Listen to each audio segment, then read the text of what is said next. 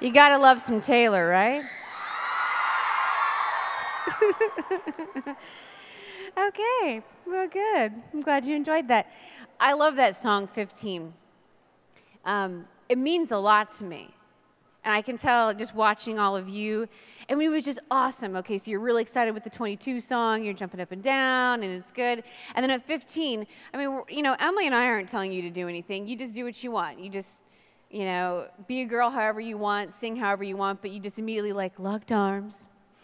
And you see the swaying back and forth. Dude, that is being a girl. This is awesome.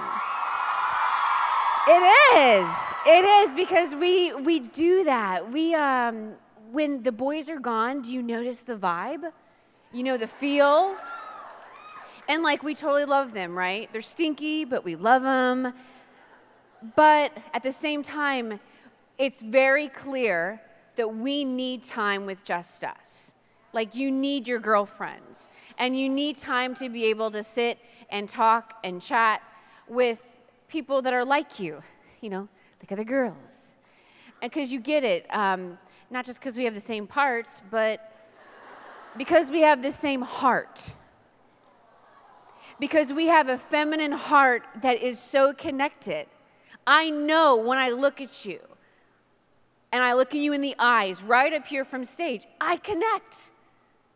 Because I see you and I'm like, yes, girl, I get it. I know your heart, you know?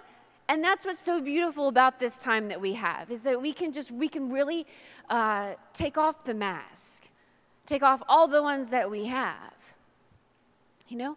And be honest and be okay with that, right? That we can be real, that we can say, yeah, you know, I mean, I got some issues. I kind of freak out a lot. Or I kind of did this stuff I'm not proud of. Whatever it is, but at least now here, we can just be one family here together with just us girls. Taylor Swift's song 15, like I mentioned in the beginning, that means a lot to me. When I was 15, you know, something happened to me. I have the story of me being 15. And so it's interesting how, and you'll see this, and you maybe already have this happen to you now in your life, but there's something that goes on, and it's like one word, and it goes back to that story, that point in your life, right? Or it's a smell, or a person's name, but something goes back to that one moment in your life when you think about that one thing that happened, and you can't get it out. For me, that word is 15. 15. When I hear 15 anywhere, anytime in my life, I always go back to this story. It just seems to be like that reminder for me. And so Taylor's song, I mean, we talked about it when she wrote it, and I'm kidding. We did. I totally got you. You guys, do you know her? Nope. But when she, you know, when that song came out, actually, it really hit me. And even further about the story of the song. So I was 15, so I'm going to tell you the story of 15. So 15 for me goes like this. 15, okay, raise your hand if you're 15 first. Yep, you guys do not listen. Okay, very good. Didn't tell you to scream, just told you to raise the hand. That's okay, I love you anyways. Okay, 15-year-olds, can I see your hands up just one more time, actually? I do actually want to see where you're at. I just want to see you. My 15s. Okay. Okay, I just like to see where you're at. I like to see you. I like to remind myself what it looked like to be 15, too. I'm just a little bit past that point. So I'm like, oh, okay, that's what it is. Right. No wrinkles. Got it. That's good. Okay. Anyway, so at 15, I was a sophomore in high school. At 15, I had just moved to a different state and a different school, so I had a new set of friends. And the cool thing back then was to get a boyfriend. So I did. I got my boyfriend. And I started dating this guy because, like, in high school, it seemed like you had to be justified your existence by having a boyfriend. And if you didn't have a boyfriend, you had to go to the school nurse because something was dreadfully wrong with you. Nobody loved you. You know, how could that be? So I went and I got one. I know that sounds bad. It sounds like I was picking out shoes. Like, you'll do. Okay. But I did. I got a boyfriend. And he was a senior. So he was like, I was dating a senior and I was a sophomore because he couldn't get a girl his own age. And it's easier. Dude, it is. So true. Anyway, so I was dating him. And we were getting ready for the big homecoming dance. Those moments in your high school career where you think it's, you will spontaneously combust if it doesn't go perfect, right? I mean, it kind of feels that way. So I was getting ready for the dance. I had my boyfriend, super excited about that. And as we're getting ready, and first off, ladies, you would be so proud of me. I had like the most perfect dress. It was so beautiful, and the great shoes to match. I've always loved fashion. And when I say I love fashion, that does not necessarily translate into, I want to be a fashion model. No. It just means I really enjoy it. I enjoy how colors and shapes and certain things that you put on your body can like kind of transform you into like this little bit of a different look. And it can be an expression of your personality or who you are or what you feel like. I mean, clothing, side note here, but clothing speaks volumes to the world sometimes of who we are, what we believe in. Does it say everything about us? No, of course not. But it does say something. It does say something. See, clothing speaks. So what we wear does matter. I mean, you know how it is. You've had one of those days. It's been rough. You didn't get enough sleep. You're exhausted. Somebody did not understand something that you said at school, and they took it out of context, and then you had to explain yourself all day and say you were sorry, but then again, why do you even have to apologize? Because it's not even what you meant. And you go home, you've had this crazy day, it starts to rain outside, and all you want to do is what? Put on sweats, put your hair in a bun, watch The Notebook. I know. But see, but you go home and you put on clothing that kind of reflects the mood, right? We do this. So your clothing speaks. It says something. All right. Well, anyways, so we'll get into that a little bit later. It's my side note about clothing. But see, so the point is, I love fashion. I've always enjoyed it. I love big rings and jewelry and accessories and just, I love dressing women. It's fun for me, to make them pretty and beautiful and all of that. So for homecoming dance, I have the perfect dress. So excited. And the shoes that I have match my dress. They're the exact same material of my dress, bought at a different store. It was the fashion miracle of God, completely handed down. It was awesome. I remember walking in. I was with my mom, and we're walking into the store, and I see them, and they're off to the corner. But all of a sudden, it's like it was a pedestal, and they were just raised up all the way. Like the beam of light coming down. The Gloria is playing in the background, and it's like, ah. And it's like, and you just hear like the voice of God break away and say, Leah, these are my beloved shoes. Yes, Lord, I will buy them. You have to, right? It's a sin if you don't. Well, anyways, so I was really excited about it. I got the shoes, I got the dress. The point is I got the earrings. I got all of those things to make it exciting and fun and a great experience at the homecoming dance with my boyfriend. So I do that. Now, about a couple days before the dance, there was a conversation that happened. And this conversation that happened was between me and my boyfriend's friend, who was in my grade, because that makes the most sense, right? So we're talking. And he says to me, Leah, are you ready for it? Are you ready for it? And I just said, oh, yeah. I am so ready for it. And he says, no, come on, Leah. I mean it, Are you ready for it? Yep. I am so ready for it. And he looks at me again. I'm a little surprised. I didn't think that you would say that. And I am almost insulted. I love fashion. Why would I not be ready for it? Of course I'm ready for it. I go, I am so ready. I was ready last week for it, And he keeps putting all this emphasis obviously on the word it, and I just think that he just needs more help in grammar school. I don't know. But he's like, no, I'm like, it. And I'm like, yeah, it. So I just mirror what he does. I'm like, yeah, it. It is it, what I'm ready for. It, yeah. It. I'm like, he really likes clothing, fashion. So I had no idea what he was talking about. I had no idea that what he was mentioning. Now we all know what he was talking about, but I did not at 15. God forbid my mind be pure and innocent. There are people in the world still like that, or maybe there was. I don't know.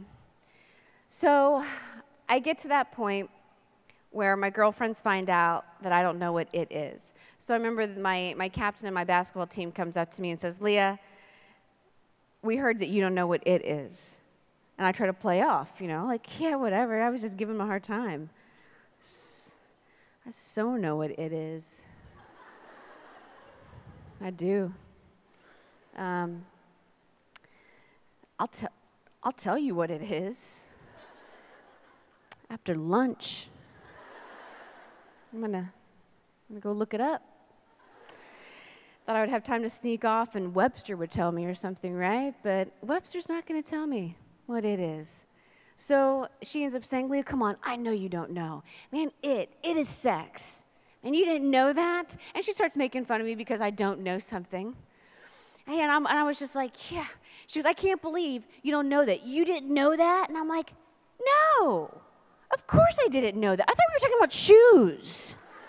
Shoes, people. Sex, shoes, sex, shoes, worlds apart. At least they should be, worlds apart. So I have this new understanding now of what's being expected or what's kind of like happening on homecoming night. And don't get me wrong, even though I didn't understand the conversation at first between me and that guy and it and everything, I knew that my friends were having sex. I mean, like, I didn't live underneath a rock. I mean, these things were going on. And I knew that some of my friends did, some of my friends didn't. I know that some of them defined their relationship by it. Some of them acted like it was no big deal, but like, it kind of looked like a big deal because I saw them afterwards and I'm like, dude, you're a mess. It must be a big deal because you're nothing like you were before. So if it's no big deal and if it's a really good thing and it makes your relationship better, why are you crying uncontrollably, not dating him anymore, and feel like you just don't want to live anymore? So, I think it's a big deal. I think it's a big deal. So I had this choice to make of what I was going to do. I know it was kind of expected of me, but it's like I had this conversation, we kind of talked about it, but we didn't really ever talk about it. Like I never had a conversation with me and my girlfriends of like, hey, so listen, like, what do you think about this? Like, do you think it's okay to have sex with your boyfriend or not? Do you think I should? Or, I don't know, what are the pros and cons here? Should I make a list? What would my parents say? What does my faith say? I don't think that we have those conversations frequently, do we? We just seem to know something about it, and then we make this personal interior decision in the silence of our heart, maybe out of fear, maybe we're courageous to make a decision there as well, but we don't really, as women, get a chance to sit and talk and have a real conversation of like, what do you think? Like, what's going on, And if it is wrong to do, or if I should wait till marriage, then why? Not why because I'm trying to be defiant, but why because I want to know. Why? Because if it's a big deal, I think I should know about this, right? See, we kind of miss out on those conversations, and I did too. So homecoming night came, and I get all dressed up. I'm in my dress, my fabulous shoes, my earrings, nails, French manicure, of course, classic. Here we go. It was wonderful. It was great. Went to the dance, had the best time. Was just dancing and acting like a fool, like most 15-year-olds should. And so afterwards, and after the dance, I had this choice to make. I finally get to a place where I'm at this party, and then I leave that party and go to another party, and then you finally get to a place where you got no parental supervision, because that's where you make the very best decisions in life, right? When they're gone. And I get to that place, and I had that choice. I had a choice between real love that says, I want the best for you. Love that says, I'm not going to use you. I'm not going to use you, or I'm not going to use your body because I want to feel something. Or am I going to choose imitation love? The love that I know we're all very familiar with. And I'm not saying that you've participated in imitation love at all, although some of you have, I'm sure. But the kind of love that is told to us constantly through movies and magazines and reality TV shows, all of it. That type of love, right? The imitation of love, like, you know what? Just empower yourself. And you just go for it, and you do that, and it's going to be okay. And if you got a problem, don't worry. We got pills for it. We got doctors for it. Oh, you get pregnant? You don't want this baby? We'll take care of it. We'll kill it for you. Don't worry about that. You just do what you want to do right now. And while you're doing that right now, we're going to make you glamorous and beautiful and exciting and fun. That imitation love, is that not attractive? Super attractive. Yes. Absolutely. And they make it look really attractive. And this real love, the love that we're obviously called to, the world ends up making that look like it's sacrifice and terrible, and put on your chastity belt and wear clothing to the floor and cover up those elbows because they're sinful.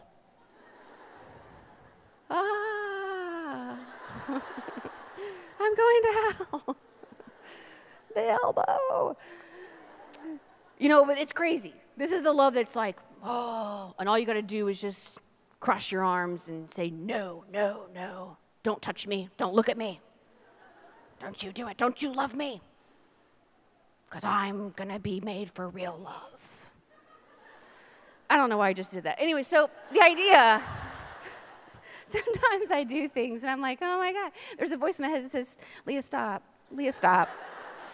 Please stop. You're going down the rabbit hole. All right, so the point is I had the choice to make. I was 15, and I made a choice. I made a choice that I can sit here and I will tell you changed my life.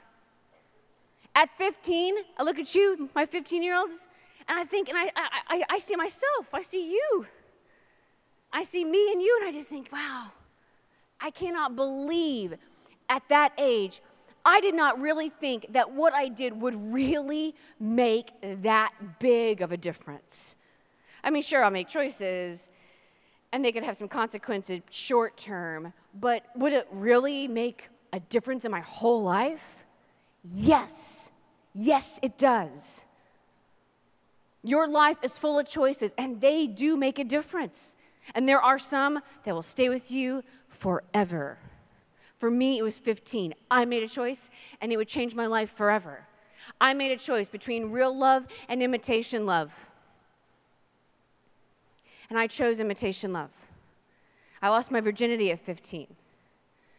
I always find it hard at this point when I share this story with people to look you in the eye. I'm looking at the top of your heads right now. Because I'm not proud of it. I'm much older than 15 now, and I am so thankful for God's mercy and forgiveness in my life. I'm thankful that God has given me this amazing, beautiful husband and a baby to prove that, but I am still not proud of that. And, you know, at 15, I just didn't realize that. You see, I gave something away to someone, and it never belonged to him. You see, that gift of self, you know who it belonged to? Number one, it's my gift. God has given me that gift of our purity and our virginity. And it was a gift, now that I know my vocation is marriage, it was a gift for Ricky. It was a gift from my husband. And instead, I gave him the gift of my purity when I changed my life around, and I decided at one point I'm not going to do that anymore. But that gift that I gave away, it didn't even belong to him, you know? And I remember immediately after it happened, I got up and I went to the bathroom, and I'll never forget it. I went and I shut the door. I turned on the faucet because I didn't want to have him hear me cry. And I just remember being up against the door and then just sliding down. And I just cried, you know? And I just thought, oh God, something bad has happened. And I just didn't, you know, I didn't think that it would be that big of a deal. But at the end, it's a huge deal. And my sweet little 15-year-old heart was broken. I made a choice. And it has consequences, you know? 15. I can't even drive a car, and at 15, I've changed my world forever. I hear 15, and I think of that story. But I also hear 15, and I think of Christ's mercy. If I didn't believe in Jesus Christ, if I did not believe that he would really forgive me, do you think I could be up here talking to you about this? Seriously. There's no way. No way. There was a moment for me that happened, and I wish it would have happened sooner after 15. I wish it would have happened at the second after that moment happened. But there was a time years later, and I mentioned part of that conversion story earlier today, when I chose really to give my heart and my life back to Christ and say, you know what? Dude, this doesn't work anymore. I have been in bad relationship after bad relationship. You see, at 15, I made this unfortunate decision after, giving myself away that maybe I wasn't worthy of God's love, or maybe I was scared to admit what I did wrong. And so instead of admitting my mistakes, being brave, I just kind of went with it. And so I got into one relationship after the next. I felt like wasted talent. I thought, well, I screwed up. I lost my virginity. And so it's over for me. It's just totally over. Nobody's going to love me the way that I really should be loved. And I'm not going to be that girl that saves her virginity till her wedding day. Whoop-de-doo. I'm not going to be her. So you know what? It's over. It's done. You might as well just roll with it and just go into the relationships knowing that that's done. It's a terrible line of thinking. Terrible line of thinking. It's the perfect line of thinking that the devil wants you to believe. Well, you screwed up. You screwed up bad, too. So you know what? Don't worry about it. Just keep on going with it. Now that it's over, it doesn't matter if you do that again. I mean, how many times have we actually thought that? Honestly. Because I think we do. Because we're scared to kind of come out of that tomb again, right? And so for me, that's what it was. And I allowed myself, after all these bad and impure relationships, over and over and over and over. But I finally got to that point of conversion, like I mentioned earlier, and I wanted to do something different with my life. Because it doesn't work. The thing is I wanted to be loved. I wanted to be loved for who I was, really. I mean, just as me, as Leah. I want someone to enjoy me, enjoy my company, not my body. I'm a lot more than, my body,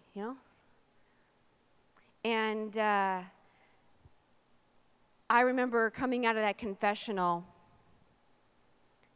in New York, when I mentioned earlier, and telling myself, literally telling myself, I actually looked in the mirror, and I was like, Leah, never again.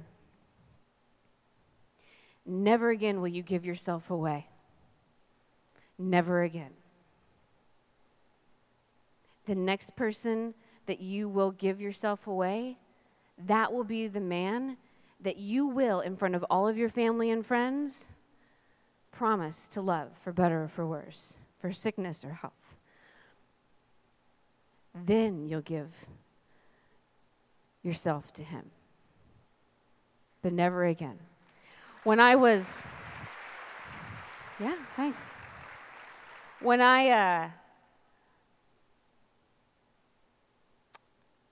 got to that point where I was wearing another fabulous dress, great shoes, all white, I walked down that aisle with my dad,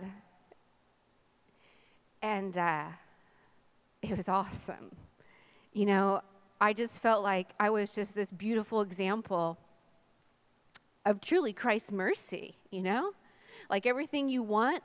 Girls, if you're like me, and I know there's a lot of girls who aren't like me, who don't have my story, and God love you, that's awesome. But you probably have friends like me, okay? So be nice. You can still learn something. But if you're like me and you've been broken by imitation love, and you've been hurt like that, I'm going to tell you something. Don't give up on yourself. I was in the back of the cathedral in this fabulous white dress, right, with my dad, and the doors were still shut. And this only happened 1 year ago. I got married June 29th last year. So when I was there, thank you, I remember just standing there in these huge, big doors of the cathedral in St. Louis, and I'm with my daddy, and I remember thinking of 15. And it wasn't a bad, cryful memory for me. This was like 15, and I just thought, thank you, Jesus. He's brought me so far from 15. And at 15, I remember just being there with my dad and just thinking, this is possible. This type of love is so possible that I feel so loved and so accepted, and I feel beautiful too. And I wasn't thinking of the love of Ricky. I was actually sitting there thinking of how Christ loves me. In my wedding dress, thinking, oh my gosh, he loves me so much. Look what he's given me. He gives me so much. God didn't withhold his love and his blessings from me because I was a big screw up. In fact, I was a big screw up, so he sought me out even more. And then he said, okay, come on. Let's take all your broken pieces and let's just do something with it now, Leah. And those doors opened, and I saw my Ricky, you know. I saw him all the way down that aisle. I get to the end of the aisle, and my dad gives me over to Ricky, and I hold on to Ricky, and I remember looking right at him, and I go, we did it! And then he's like, Leah, that doesn't sound good.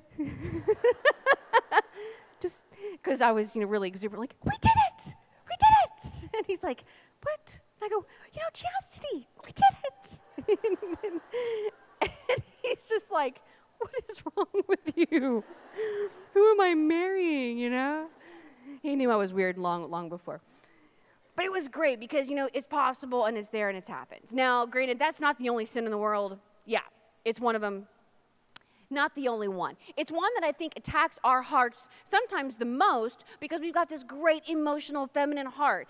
We want to love, we want to love everybody with love and love and all the time. So sometimes our desire to love and to love so many people, it kind of gets distorted and it kind of gets rough in there. It's kind of like, I'm sure you know the story about the woman at the well. Okay, that's comforting, right? All right, so there's this story in the Bible, and there's this woman. Okay, but I'm sure you know, right? So she's at the well. She goes in the afternoon, and Jesus is there. She's there at the well, and she has had some improprieties. She's had some problems with men. And Jesus says, well, why don't you bring your husband? And she's like, I don't have a husband. He's like, yeah, you're right. You don't. You have 5. Yeah, that's a call out. So Jesus is, letting her know, like, he knows her. And she goes, you're right. And the man I'm with right now, he's not my husband. So she has this brokenness. She wants to be loved. And Jesus loves her, he forgives her. And there's a moment with the woman at the well where Jesus, is revealing her life to her. He's revealing even part of it is her sins too. And she recognizes him as Messiah, as the man coming to save the people. And so she leaves her jar at the well, and then she goes into her town to tell the people of this man, of what he's done.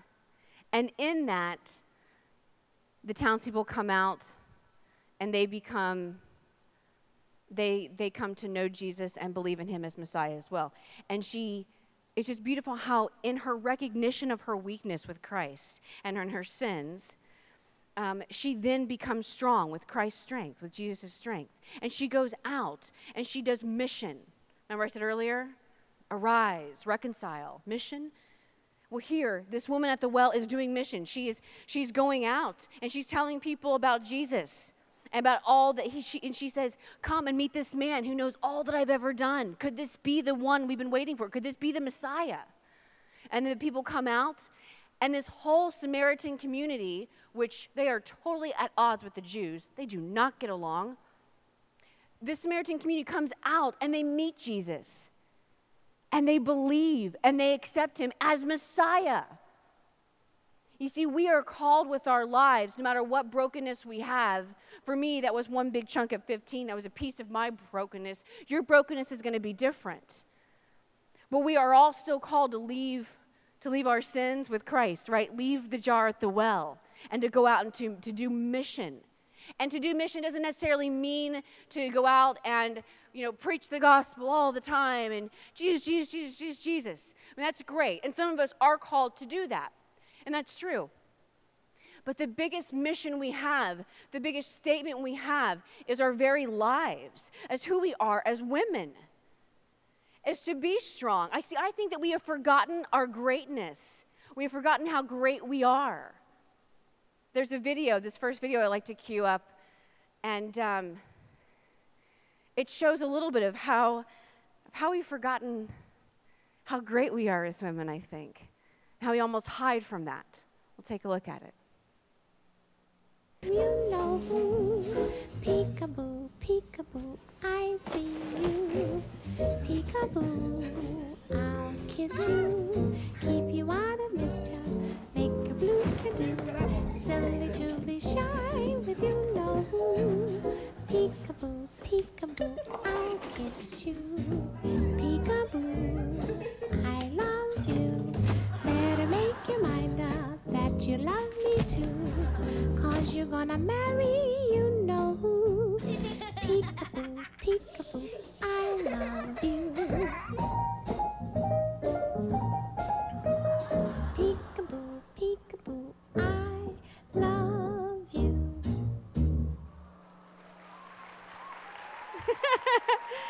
So adorable. I love at the end, there's that little girl, and she's just got the mirror, and she's just looking at herself. And she is so happy with who she sees. When did we forget that? When was the last time you looked in the mirror and you just were just thrilled with everything you saw? Seriously. Do you remember? Let me tell you something. It's a whole new level I have found to try and to do that, especially with my beautiful new shape. I'll come out of the shower. We're all girls here, so I can talk about this. But I'll come out of the shower, and sometimes I'll just stand in front of that mirror, and I'm like, wow. This is amazing. Didn't think I could do that, That's interesting how that's stretching like that. That's amazing that I don't know if that'll ever go back to its normal size. And you know what? It's pretty dang good. I struggle with it too. I'm just a girl like you. And so when did we stop forgetting? You see, the girls at the end, the little girls at the end who are dancing and looking in the mirror, I mean, that is how God sees us. God sees us and he's like, wow, it's great. If we can allow ourselves to just let go of what the world demands of us as women, to look a certain way, to act a certain way, to think a certain way, and start really thinking about, like, what would we do if nobody was watching? How would we act? How would you sing? How would you praise God? How would you look at yourself in the mirror if nobody ever told you what you should look like? You see, that's the type of women that we need to become. We need to become that great version of ourselves, that call for greatness. But sometimes the things that can pull us away, there are things in the world that try to pull us away from our greatness. Things like gossip is huge. Gossip pulls us away from our greatness. Talking about other people, talking poorly about other people. I mean, it's just the rule that we should always use. If you don't have anything nice to say, shut your mouth. Just shut up. Because I don't want to hear it. And nobody else wants to hear it. Whatever comes out of your mouth, you should be generally giving a statement of your concern or feelings, of course. And if you can, compliment one another. Give praise to people. When someone looks nice or pretty or whatever it is, you tell your girlfriend that. And do it in a sincere way, and not like, oh my God, you're just so cute. I just love what you're wearing. I'm like, really? No, man. If someone is doing something nice, a good act of kindness, go out of your way and let them know. So gossip and these things, they hold us back from our greatness. What also holds us back from our greatness is immodesty. Immodesty in thought, word, deed, dress. When we act ways that we shouldn't, that are not in line with God and His love for us. And for ladies, especially us, it does impact us more. Modesty in our dress. You can love fashion, and you don't have to sacrifice fashion for modesty. Modesty frees beauty. Did you hear me? Modesty frees beauty. Immodesty chains beauty down. It makes us look like a collection of parts rather than a whole person. When we wear immodest clothing, when we wear shirts that show our cuppus overfloweth, when we wear things that are so skin tight, you might as well have painted it on, or just use colored saran wrap for your skirt. Or when it's just way too short and like, I mean, really, do I need to talk about this? Like, this should be covered. Dude, nobody wants to see your bottom. Bottoms are bottoms, dude. Like, we do stuff with them that we should cover and keep clean, okay? You should be covering stuff. You should be covering stuff. It's obvious. We have a beautiful shape. Women do, not denying it. And all I'm saying is to make sure that shape accentuates your whole person, your femininity, and not like, oh, baby, look at that. Okay? Because how we look at ourselves in the mirror is totally different than how men see us. It's different psychology, and we have to respect that too. So there's immodesty of dress, immodesty of thought with gossip and things like that too. And then immodesty in our deeds and our actions. These things actually keep us from our greatness. They keep us chained down. We need to be made aware of our greatness and then achieve that. And then lastly, it's just one of these things, especially for women, it's so important. We cannot be selfish. We cannot be so vain that it's always about us all the time. You know those people that are just always concerned with me? Ladies, do not become the me monster. Do not become the girl who's always talking about me. Me, right? I love his me. But we're not called to that. We're not called to be selfish. Those types of things keep us once again from our greatness. We're called to do something more. We're made for more. You know, one of my favorite stories about doing something great and unique is from Mother Teresa, Blessed Mother Teresa. So the story as it goes something like this. She's in a crowd of people. There's somebody who stood up and said, hey, listen, I want to do what you are doing. I want to go to Calcutta. I want to help out. I want to help these poor children and poor dying people in Calcutta. And Mother Teresa, she's just so beautiful. She just looks at this woman who's saying this, and she goes, "You cannot do what I do, but I cannot do what you will do." Meaning, each of us is called to a very specific and personal mission. You know, Mother Teresa, another interesting fact about her, you may or may not know, but the most photographed woman in the world is Blessed Mother Teresa.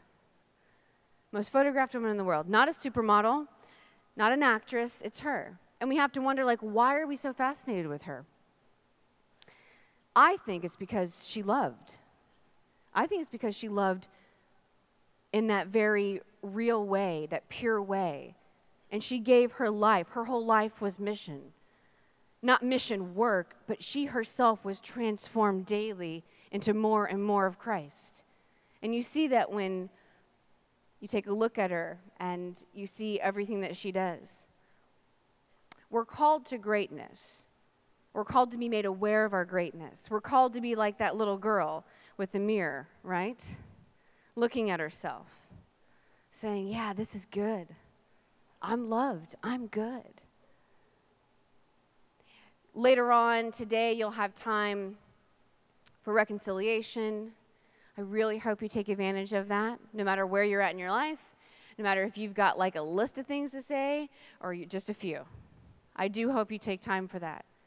This will help in our call to greatness, as together we women can unite. And to do that, there's a There's a little quote here that I don't memorize because I have paper. And I love it. I think it's good. You can think about the author later, but women are like the Force. They have a light side and a dark side, and they bind the galaxy together. It's Darth Vader. Yep, I know, I just pulled out Star Wars on you. There's another one. This one's just a tad longer. It says this, but I love it. This one, like, gets my blood boiling. It gets me excited. After this, I'm going to read this quote, and Emily and I are going to sit here, and we're just going to pray for just like a couple minutes, not much. But I want you to listen to this quote, because I think, for me at least, man, this is just like, yes. If you have a desire to do something good in the world, to change the world, listen to this. This is what this is. It says, "The hour is coming. In fact, it has come, when the vocation of women is being achieved in its fullness. The hour in which women acquire in the world an influence, an effect, and a power never achieved. That is why at this moment, when the human race is undergoing so deep a transformation, it is women impregnated with the spirit of the gospel, can do so much to aid mankind in not falling." Maybe it is because I'm pregnant, but I love that line of women impregnated with the gospel. When you have Christ truly in your heart, when you do, as what Father Mike mentioned earlier, and you take a stand with your life, and you say, you know what? I don't know where it's going to lead me, and I don't know what I'm going to do, and I need help in the fact that I keep sinning in this area, and I just can't seem to stop, so Lord, help me. But when you finally make that stand and make that statement with your life to accept Jesus Christ into your whole heart and being, and you look at yourself in the mirror and you say, never again will I do this or this. When you can accept the spirit of the gospel and accept Jesus into your heart and allow that to grow, to be impregnated with it, allow it to become a life within you, a life that will fuel everything you do, you think, and you say.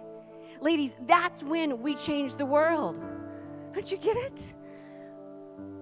That's when we can do something amazing and beautiful and great that only women can do in the world. And the men will do their thing, but you know what, us ladies, we can do ours together. We can come together in solidarity. And we can say no to the magazines of Cosmo that tell us to look this way. We can say no to the fad diets. We can say no to the impure relationships that are getting us nowhere. We can say no to the self-inflicted wounds, the cutting.